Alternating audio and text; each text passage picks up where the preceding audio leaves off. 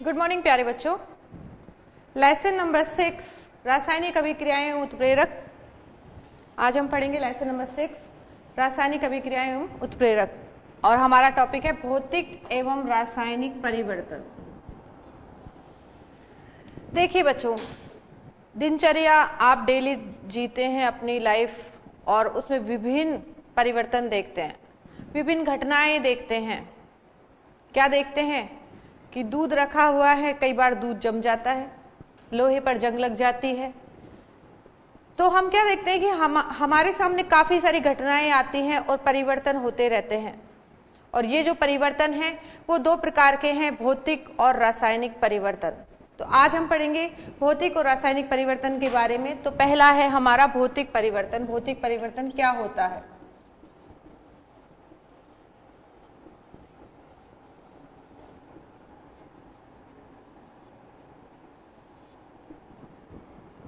देखिए बच्चों, आपने बर्फ ली,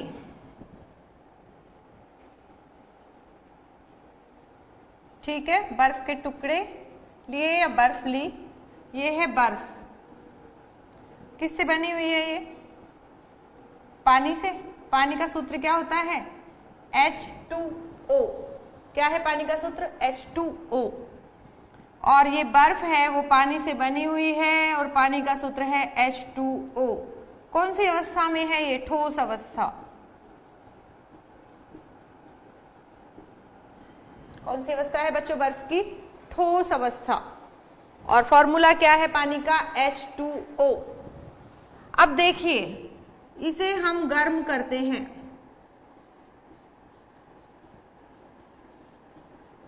और गर्म करेंगे तो क्या होगा? बर्फ पिघलेगी और पिघलने को क्या कहेंगे? गलन। बर्फ को गर्म किया, बर्फ गर्म करने पर पिघली और पिघलने की प्रक्रिया क्या कहलाएगी? गलन। अब देखिए बच्चों, ये बर्फ पिघलकर किसमें बदल जाएगी? आप बताइए। जब बर्फ पिघलती है तो क्या बनता है बर्फ से? पानी। पानी यानी कि जल।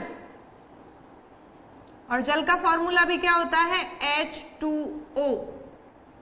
और जल कौन सी अवस्था में है बच्चों? द्रव अवस्था में।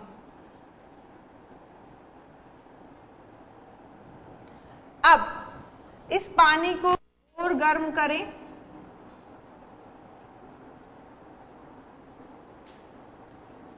पानी को गर्म करने पर क्या बन जाती है? भाप।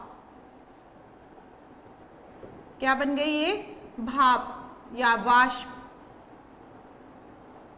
और वाष्प बन गई। ये कौन सी अवस्था है बच्चों?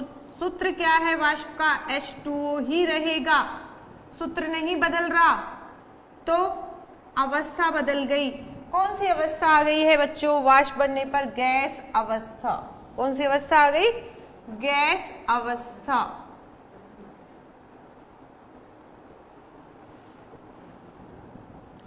द्रव अवस्था का गैस अवस्था में बदलना। जल किस में बदल गया? भाप में।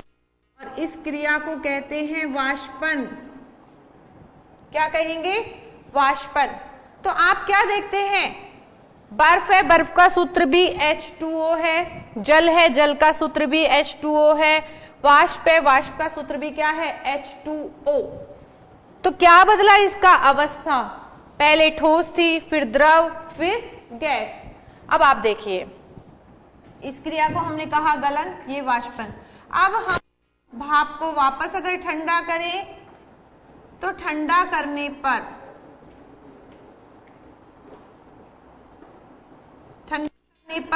क्या मिल गया? वापस जल मिल गया। सूत्र क्या है इसका? H2O। बोलते हैं हम संघनन। ये बच्चों संघनन। ठंडा किया और ठंडा करने पर क्या हुआ? भाप वापस किस में बदल गई? जल में। और इस क्रिया को क्या बोला हमने? संघनन। जल को ठंडा किया, बहुत ज्यादा टेम्परेचर कम कर दिया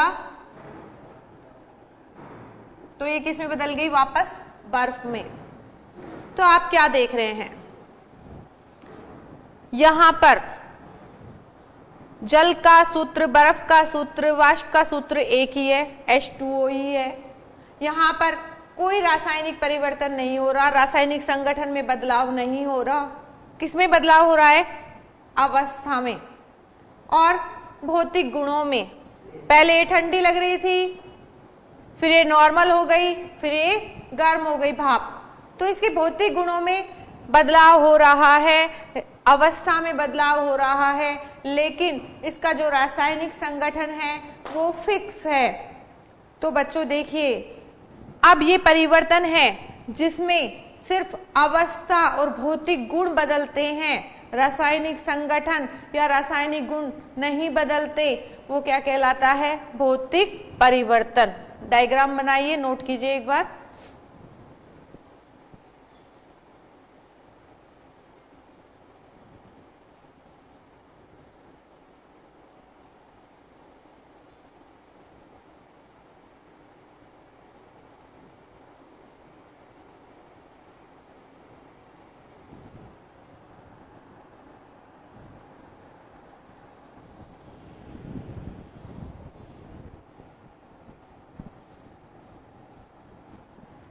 तो अब हम इसकी परिभाषा लिखेंगे। बच्चों देखिए कितना इजी और कितना सिंपल टॉपिक है, और आपके इजीली अच्छे नंबर आ जाते हैं इसमें। इतनी कोई हार्ड एंड फास्ट भी नहीं है, तो आप इसको ध्यान पूर्वक समझ के अच्छे से याद भी कीजिए, जिससे आपके मार्क्स भी अच्छे आए और आपको समझ में भी आए। तो भौतिक परिवर्तन के बारे में हम लिखेंगे, वे परिवर्तन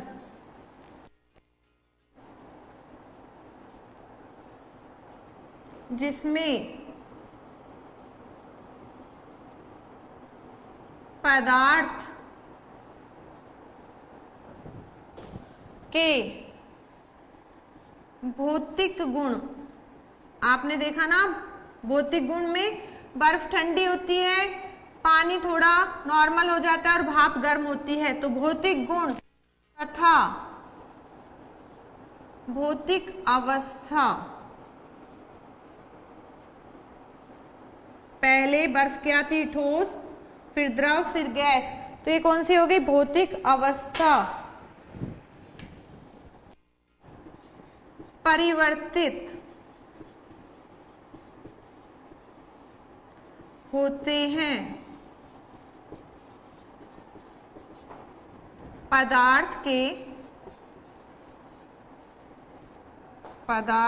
के रासायनिक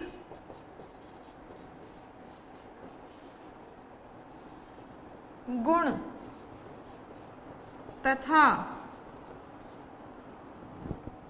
रासायनिक संगठन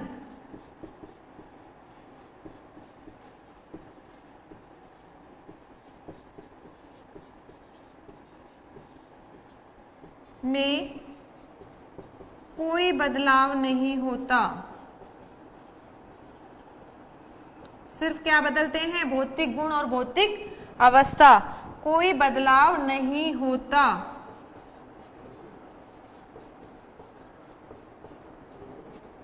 भौतिक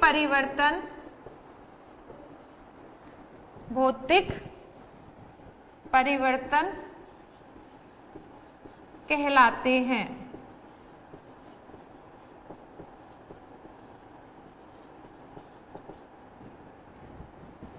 तो बच्चों ये क्या कहलाएंगे, भौतिक परिवर्तन। यदि जिस कारण से परिवर्तन आ रहा है उस कारण को हटा दो तो पुनः प्रारंभिक पदार्थ प्राप्त हो जाता है। तो हम लिखेंगे, यदि परिवर्तन के कारण को हटा दिया जाए तो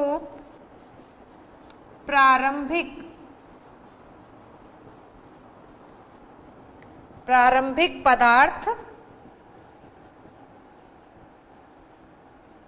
पुनः प्राप्त हो जाता है।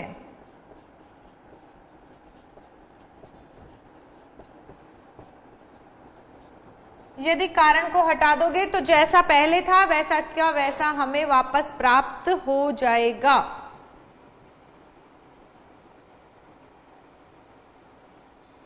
नोट कर लीजिए बच्चों।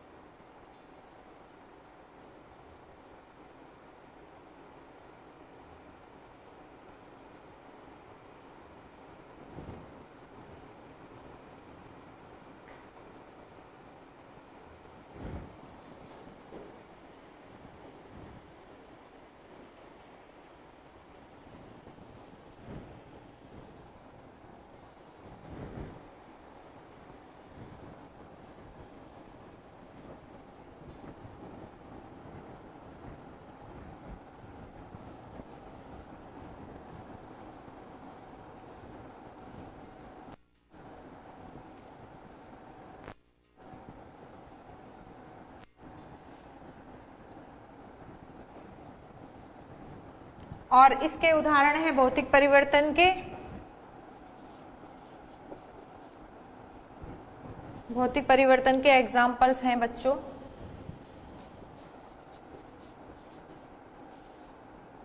लोहे का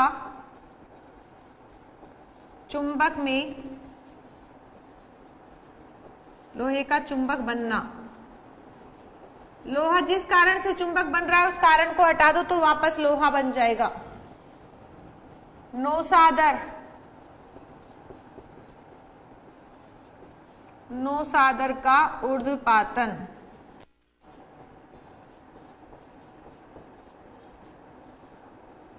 आपने 9th क्लास में ऊर्ध्वपातन प्रक्रिया पढ़ी होगी कि क्या करते हैं,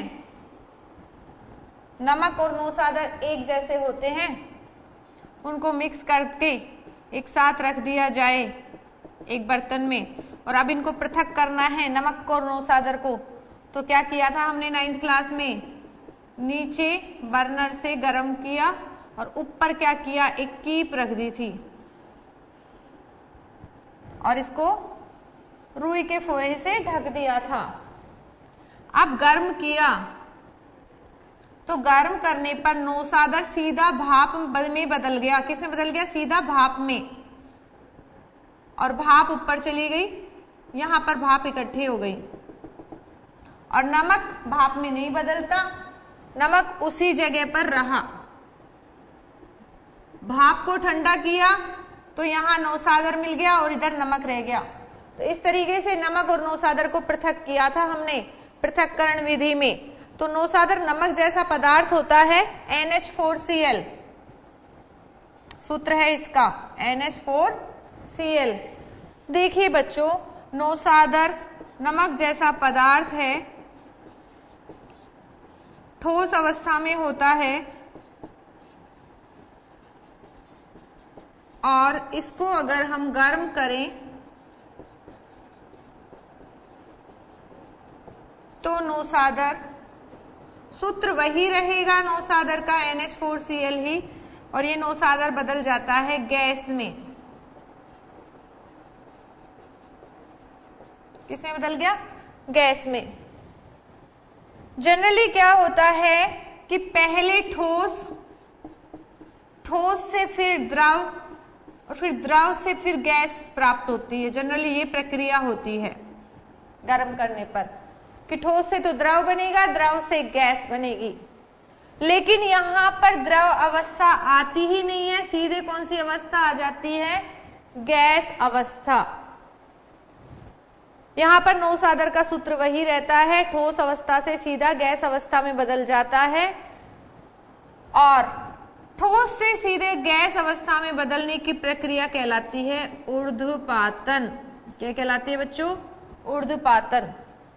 तो यहां पर देखो कि नौसादर का सूत्र वही है, बस ये अवस्था बदली, अवस्था ठोस से किस में बदली, गैस में, अगर इसको वापस ठंडा कर दें, क्या कर दें, ठंडा, तो गैस अवस्था वापस किस में बदल जाएगी, ठोस अवस्था में, यानी कि प्रारंभिक पदार्थ वापस प्राप्त हो जाएगा।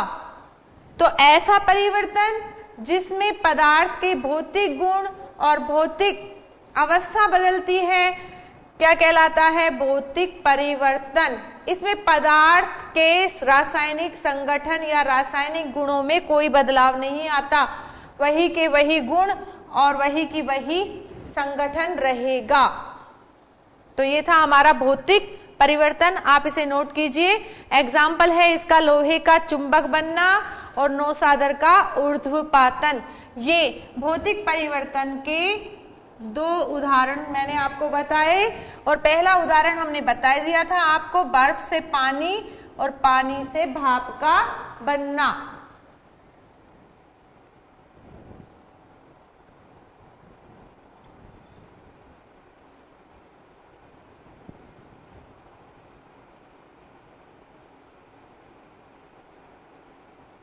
अब यहां पर कोई नया पदार्थ नहीं बनता बच्चों, जो पदार्थ पहले होता है वही पदार्थ रहता है। यह परिवर्तन अस्थायी है, वापस ठंडा करो तो वापस वही पदार्थ मिल जाता है। और अगर परिवर्तन का कारण हटा दो तो प्रारंभिक पदार्थ प्राप्त हो जाता है। सिर्फ परिवर्तन किस में आता है, पदार्थ की अवस्था, रंग, गंध आदि में। तो ये था आपका भौतिक परिवर्तन। अब हम पढ़ेंगे भौतिक परिवर्तन के गुण, कि भौतिक परिवर्तन में क्या क्या गुण हैं।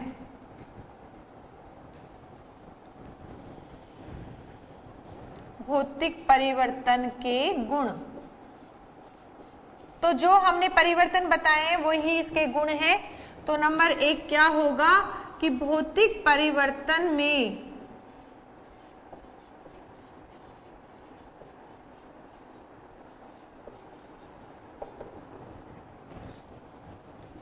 पदार्थ के भौतिक गुण जैसे अवस्था, रंग, गंध परिवर्तित होते हैं। कोई आपसे पूछे, परिभाषा ना पूछकर क्या पूछे, गुण पूछे, तो आप ये बताओगे, क्या बताओगे कि भौतिक परिवर्तन में पदार्थ के भौतिक गुण जैसे अवस्था, रंग, गंध परिवर्तित होते हैं। दूसरा क्या है, अभी बताया था कि अगर परिवर्तन के कारण को हटा दो तो क्या होगा, तो वापस वही प्रारंभिक पदार्थ मिल जाएगा। तो हम लिखेंगे यदि परिवर्तन के कारण को हटा दिया जाए तो प्रारंभिक, वापस पुनः प्रारंभिक पदार्थ प्राप्त हो जाता है।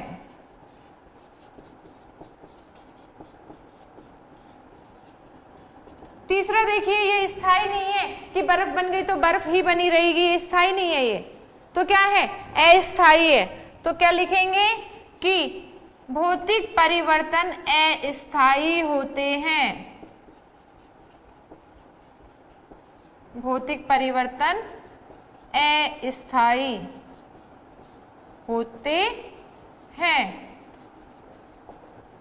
और पानी से पानी ही मिला, चाहे वो बर्फ थी, चाहे वो भाप थी, चाहे वो जल थी, पानी से पानी ही मिला, यानी कि कोई नया पदार्थ नहीं मिलता। तो चौथा पॉइंट हमारा क्या हो जाएगा कि नया पदार्थ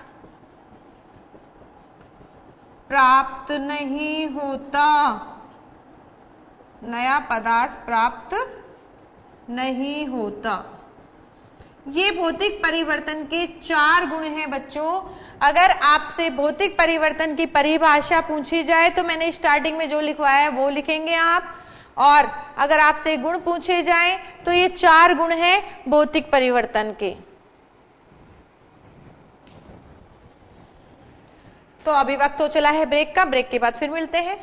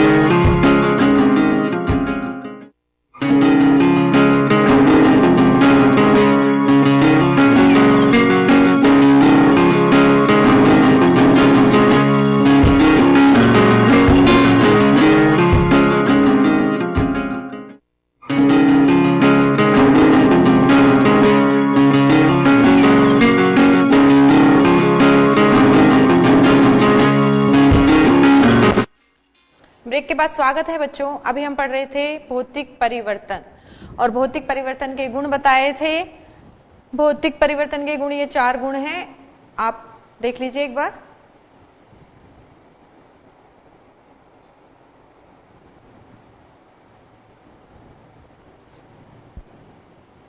भौतिक परिवर्तन में पदार्थ के भौतिक गुण जैसे अवस्था, रंग, गंध परिवर्तित होते हैं।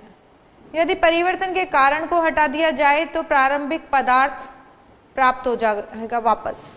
भौतिक परिवर्तन अस्थायी होते हैं और भौतिक परिवर्तन में कोई नया पदार्थ प्राप्त नहीं होता। नेक्स्ट बच्चों देखिए, ये हमने भौतिक परिवर्तन के बारे में देखा। अब हम देखेंगे रासायनिक परिवर्तन। रासायनिक परिवर्तन भौतिक परिवर्तन का उल्टा है। उल्टे से मतलब भौतिक गुण भी बदलते हैं, उसमें भौतिक अवस्था भी बदल सकती है और साथ में रासायनिक संगठन भी बदलता है और नया पदार्थ भी प्राप्त होता है। देखिए बच्चों, आप कोयला लीजिए, घर पर कोयला होगा। कोयले का सूत्र क्या है? कार्बन। सी से लिखते हैं कोयले को, यह है कोयला। इसकी अवस्था है ठोस।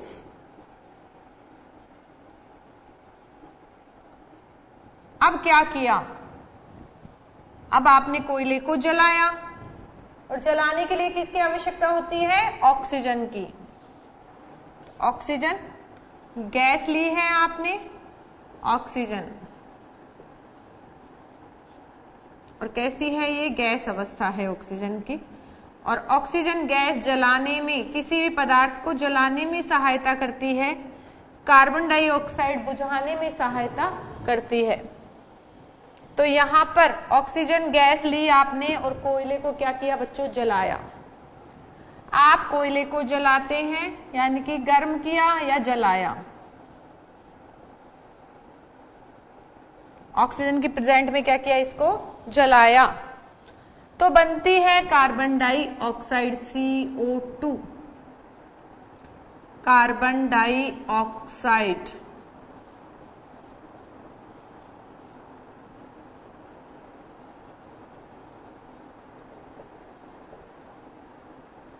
और ये कैसी है बच्चों? गैस। गैस अवस्था है। आप क्या देख रहे हैं? क्या दिखाई दे रहा है आपको? कोयला था, सी अकेला, कार्बन, कोयला, बहुत सारे कोयले ले सकते हैं ना आप, उसको आपने जलाया, जलाने में कौन सहायता करती है? Oxygen gas. किसने सहायता की? ऑक्सीजन गैस ने। यहां पर हम जला रहे हैं या गर्म कर रहे हैं लिख दिया हमने। उसके बाद कार्बन और ऑक्सीजन दोनों मिल गए, क्योंकि ऑक्सीजन ही तो किसको? कोयले को जलाएगी। तो जलाया तो दोनों ने मिलकर कौन सी गैस बना दी? Carbon dioxide. क्या इसमें आपको कोयला नजर आ रहा है? क्या इसमें आपको ऑक्सीजन नजर आ रही है? अगर हम देखें तो क्या हम इसमें से कोयले को अलग कर सकते हैं? क्या हम ऑक्सीजन को अलग कर सकते हैं? नहीं। तो यहां पर देखिए, यहां कोयले का संगठन ये था C, यहां पर ऑक्सीजन का संगठन था O2 और नया ही पदार्थ बन गया CO2, जिसका संगठन बदल गया है, फॉर्मूला जिसका बदल गया है। क्या वापस कार्बन डाइऑक्साइड को बदल सकते हैं क्या? तो बहुत सारे प्रोसेस होंगे जिसके तहत हम चेंज कर सकते हैं कभी कभार, लेकिन हमेशा क्या नहीं कर सकते? हम वापस पुनः वही पदार्थ प्राप्त नहीं कर सकते। तो देखिए बच्चों कि इसमें अवस्था तो बदली, साथ में संगठन भी बदल गया। आप इसे नोट कीजिए एक बार। टॉपिक है हमारा रासायनिक परिवर्तन। क्या पढ़ रहे हैं हम? रासायनिक परिवर्तन।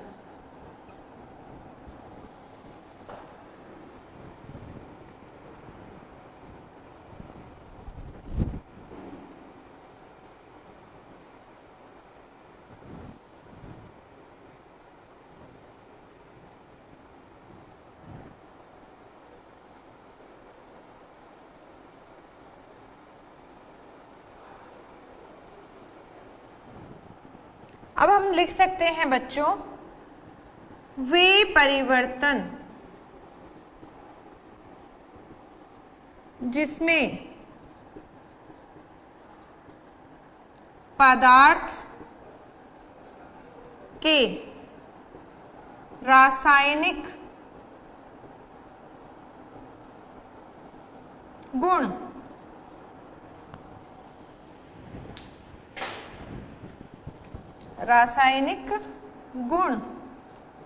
तथा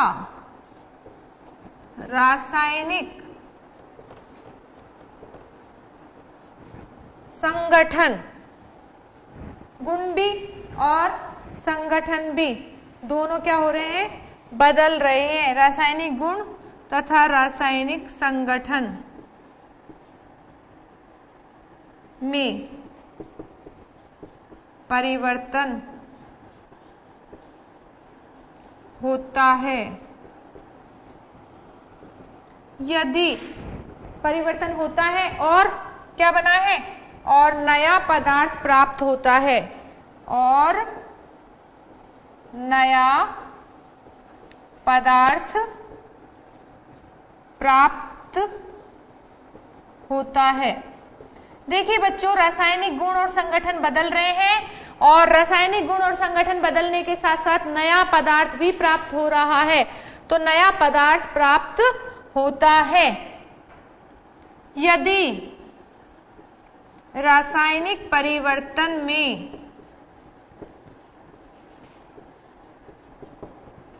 परिवर्तन का कारण हटा दिया जाए तो आवश्यक नहीं कि प्रारंभिक पदार्थ पुनः प्राप्त हो।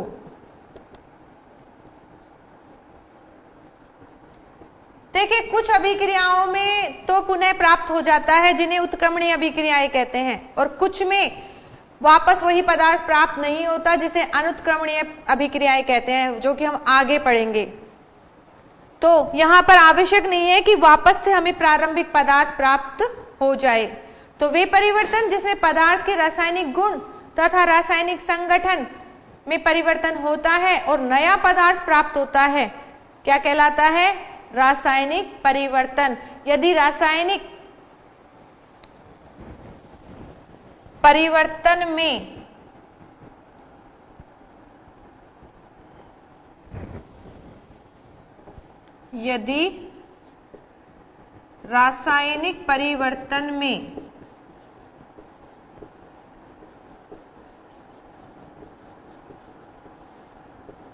परिवर्तन के कारण को हटा दिया जाए तो आवश्यक नहीं है कि वापस से वही प्रारंभिक पदार्थ पुनः प्राप्त हो। तो ये था हमारा रासायनिक परिवर्तन, आप इसे नोट कर लीजिए।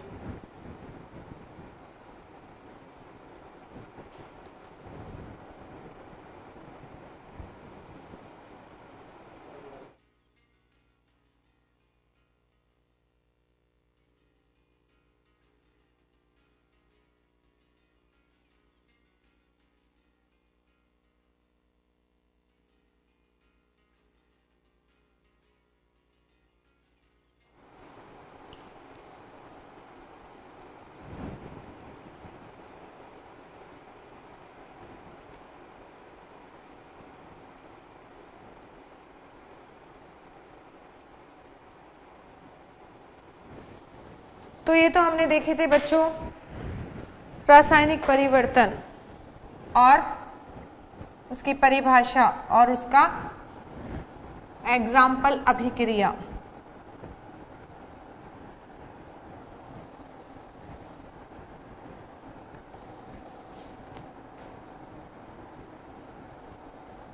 तो आप बताइए, अगर दूध से दही जम जाए तो क्या वापस दूध बना सकते हैं?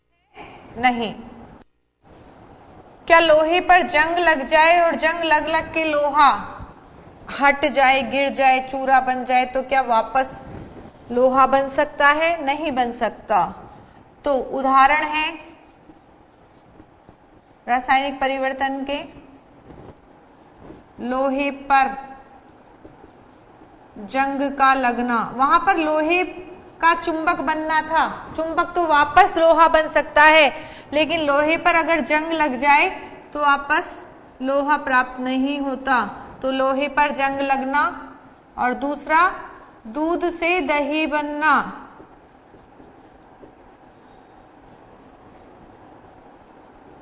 ये किसके एग्जाम्पल हैं? रासायनिक परिवर्तन के। आप और भी अपने मन से और भी एग्जाम्पल्स बता सकते हैं जो आपको लगता है कि ये वापस हम इसे वापस चेंज नहीं कर सकते।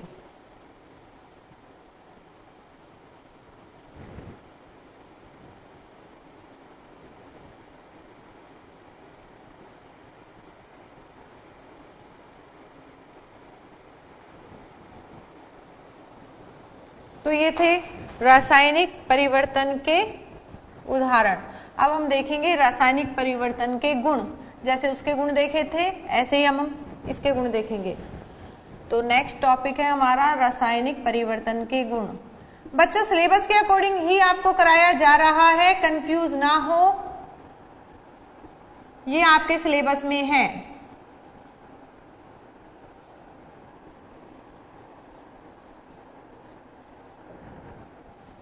लेसन नंबर 6 में कुछ भी कट नहीं हुआ है, पूरा लेसन आ रहा है। और ये हम पढ़ रहे हैं लेसन नंबर 6 रासायनिक अभिक्रियाएं एवं उत्प्रेरक। अब हम पढ़ रहे हैं रासायनिक परिवर्तन के गुण। तो रासायनिक परिवर्तन में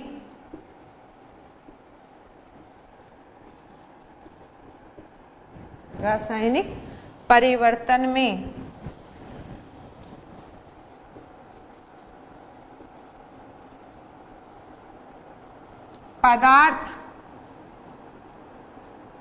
के रासायनिक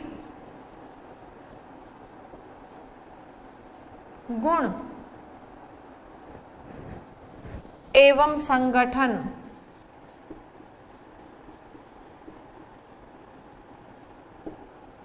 प्रारंभिक पदार्थ से भिन्न होते हैं, भिन्न होते हैं। दूसरा, यदि परिवर्तन का कारण हटा दिया जाए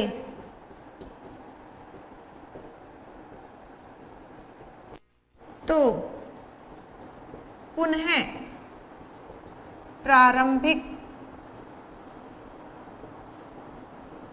पदार्थ प्राप्त नहीं होता। नया पदार्थ बनता है, नया पदार्थ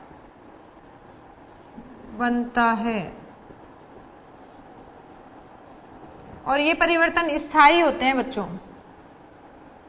ये परिवर्तन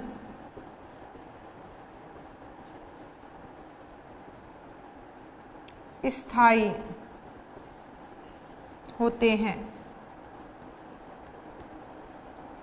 भौतिक तो कैसे थे? अस्थायी, और ये परिवर्तन कैसे हैं? स्थायी। तो ये हमारे 4 गुण हैं किसके? रासायनिक परिवर्तन के। तो रासायनिक परिवर्तन का पहला गुण है, रासायनिक परिवर्तन में पदार्थ के रासायनिक गुण एवं संगठन प्रारंभिक पदार्थ से भिन्न होता है। यदि परिवर्तन का कारण हटा दिया जाए तो पुनः प्रारंभिक पदार्थ प्राप्त हो जाता है। इसमें नया पदार्थ बनता है, किसमें? रासायनिक परिवर्तन में, और ये परिवर्तन स्थायी होते हैं। तो आपने 4 गुण भौतिक परिवर्तन के देखे थे और 4 गुण आप देख रहे हैं रासायनिक परिवर्तन के, और परिभाषा आप देख चुके हैं, एग्जाम्पल आप देख चुके हैं। नेक्स्ट क्वेश्चन अगर आपके पास आ जाए कि भौतिक और रासायनिक परिवर्तन में अंतर लिखिए, तो आज का काम आपके लिए, आज आपको होमवर्क करना है घर पर। क्या होमवर्क करना है? देखिए, मैं आपको क्वेश्चन दे रही हूं बच्चों, इनको कॉपी में करेंगे। अब तक आपको होमवर्क नहीं मिल रहा था, अब आपको डेली होमवर्क मिलेगा और आप इस होमवर्क को क्या करेंगे? अपनी साइंस की कॉपी बनाएंगे। एक क्लास वर्क की बनेगी आपकी जिसमें आप नोट्स उतार रहे हैं, एक बनाइए होमवर्क की जिसमें आप होमवर्क में ये क्वेश्चंस करेंगे। तो पहला क्वेश्चन है आपका, भौतिक परिवर्तन किसे कहते हैं?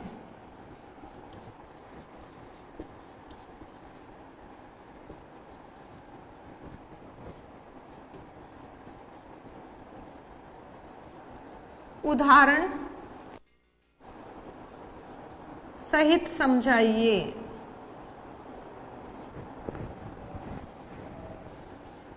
ये आपका पहला क्वेश्चन है, होमवर्क के लिए आपको करना है। दूसरा क्वेश्चन, रासायनिक परिवर्तन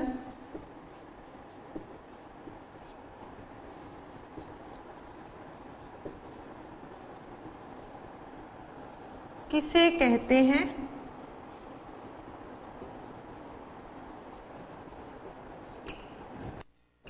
उदाहरण दीजिए।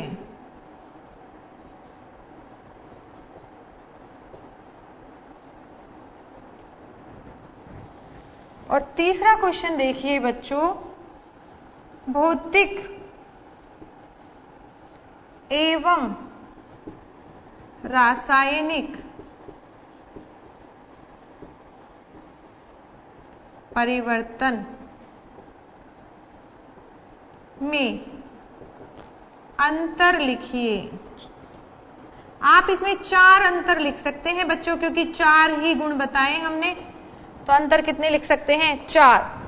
तो ये आपका क्या है बच्चों? होमवर्क घर पे करना है आपको। ये अब देखते हैं डेली आप कितना होमवर्क करते हैं, क्योंकि अभी तक होमवर्क नहीं मिल रहा था तो बस आप पढ़ रहे थे। तो आपको ये होमवर्क करना है। 3 क्वेश्चंस, भौतिक परिवर्तन किसे कहते हैं, रासायनिक परिवर्तन किसे कहते हैं, भौतिक एवं रासायनिक परिवर्तन में अंतर लिखिए।